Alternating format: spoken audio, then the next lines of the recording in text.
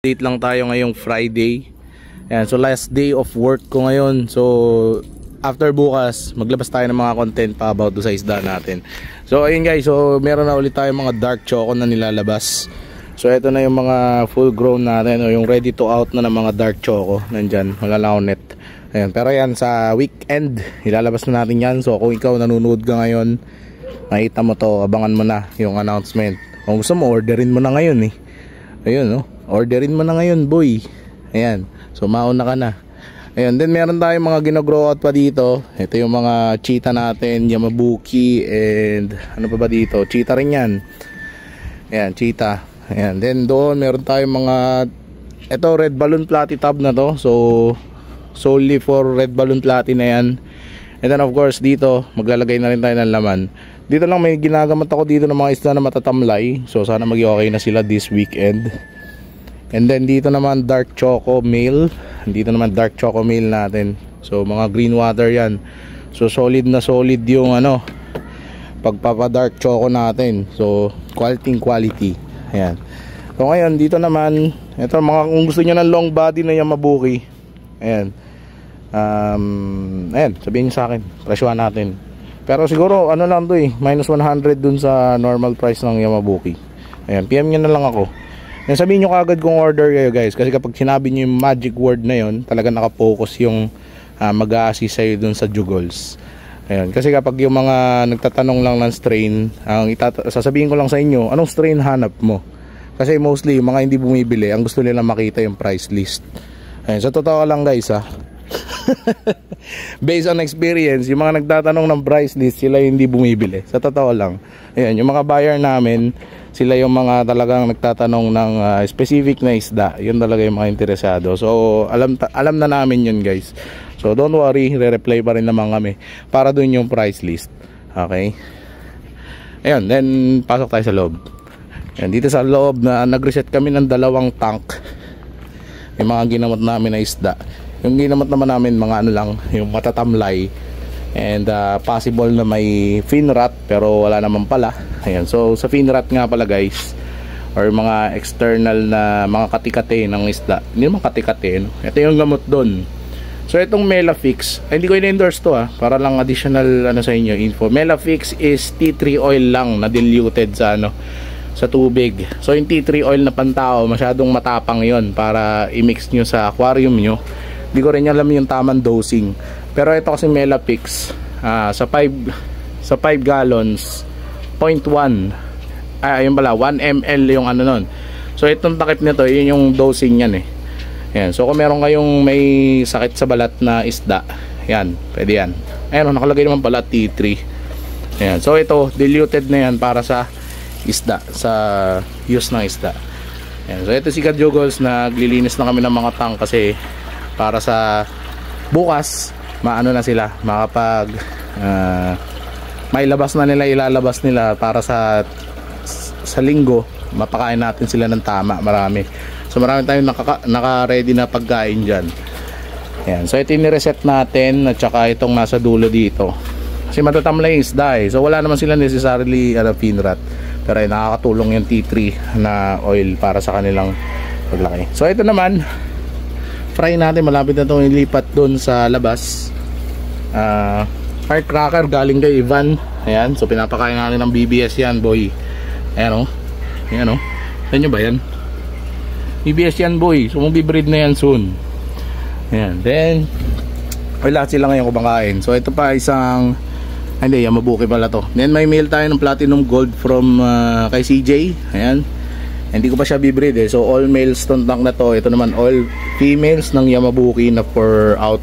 Ito yung adult. Nandun yung ano, yung nandun yung bago natin batch. So it's up to you guys kung adult na adult, yung mas matanda yung bibili nyo. Ito mga almost 4 months na yan, or yung bagong adult natin. Ito naman yung breeder ko. Then cheetah breeders natin ng PKBM. Ito yung round tail, ito yung lar tail. Ano pa ba? Then yung mga fry natin, bumukbang sila ngayon. Lakas kumain na itong tank na to. Nakita nyo yung ano, wala nang BBS compare dito. Pare-pareho kung binigyan yan. Ito wala na oh. Lakas. Alikabok lang yan ha. Ayan, pero wala nang BBS. Ayan, ito mabilis lalaki itong mga gold block natin dito. So next year, sure may gold block na tayo na available. So ready na kayo kung gusto niyo yan. Tapos dito meron naman tayo red balloon platy. Ayan. Ayan. Ayan. So baka i-water change din ni Jugols yan. Mal, ano ko na pala yan, water change ko na iba dyan. Kasi ayan. Tapos ito meron tayong mga PKBM na lartail. Meron tayo halo-halo to mga males kasi to. So ito yung new batch of males. Meron pa tayong second batch dito sa 10 gallons.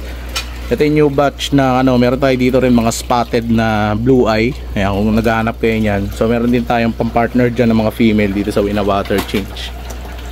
Ayan. Hinabol ko na yung hininga ko. And ano pa ba?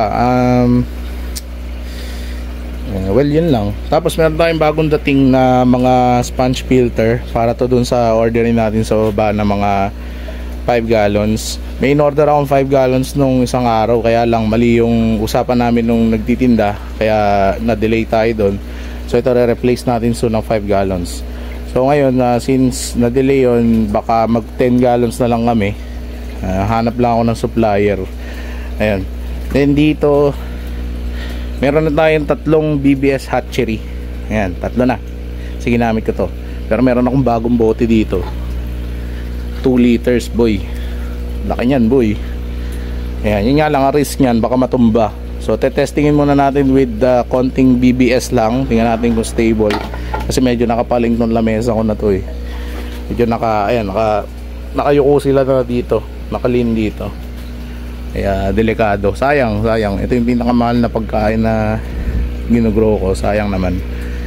Ayun, and then ano pa bang natin? So yun lang. So target sana natin ngayong Pasko, makumpleto natin yung 5 gallon setup, tsaka yung sa likod mapuno natin ng rep tub.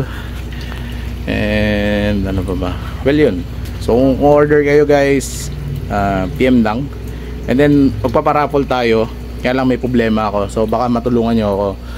So pwede tayo magparaffle ng isda. Yun nga lang, wala akong mahanap na kung paano ko pipiliin yung mananalo. Syempre may bayad kasi yung sa iba kong plug-in na nakita yung mga nag-like, share at saka yung mga ganon, nag-like, share, follow, yun yung mananalo syempre.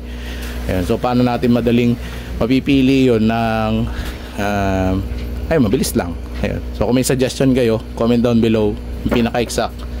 And then mamayang gabi yun yung i-research ko din para makapag-giveaway tayo ngayong Pasko. Ayan. So isa na dun sa mga giveaway natin yung air pump na Sobo na AC/DC. Nag-iisip pa ako ng iba eh. So kung gusto niyo yung mga overhead, ang tawag doon, mga tawag sa mga filter ko mga filter ko dati. Ayun, gusto ko sana yung pamigay sa inyo mga ayan, then isda syempre. So sa isda natin, ayan yung mga tipo na papamigay natin, mga lartail na crystal blue o kaya spotted. Ayan, so abang kayo guys, meron tayong raffle. And then para doon sa mga umorder sa amin, para doon sa mga nanonood pa din hanggang dito sa point ng video na to. Ayan, so maraming salamat sa inyo sa pagsuporta sa Jugols. Magbibigay tayo ng 15%, 5 plus 10 pala. Bali 5% discount para sa mga hindi pa nakaka-order. And then para sa mga naka-order na dati, 10% discount. So PM nyo lang si Jugols. Alam namin kung sino yung mga umorder kasi may mark yung messages nyo sa amin. So ayun, yun lang. So 10% discount para dun sa mga dati nang umorder, and then 5% discount sa mga bagong order. Ayan, so andito ka pa sa video na to. Maraming salamat, and hanggang dun lang yung video na to. Thank you. Don't forget to like, follow, subscribe or anything. Yan. Maraming salamat.